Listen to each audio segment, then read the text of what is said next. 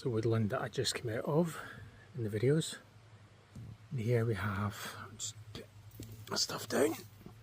Here we have, it's the old hedgerow for this area, Paddock. It's just a nice bit of ground. 5 sheep, amazing. And here we have one of the byproducts of an old hedge, old crab apples, and there's a lot of hawthorn in there as well, but it's been kind of smothered out by big beasties.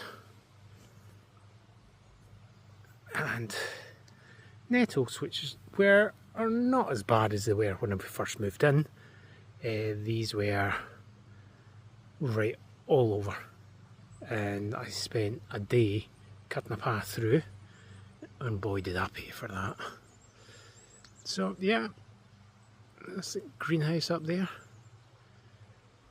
A lot of the trees, that's the dean over there, and we have big old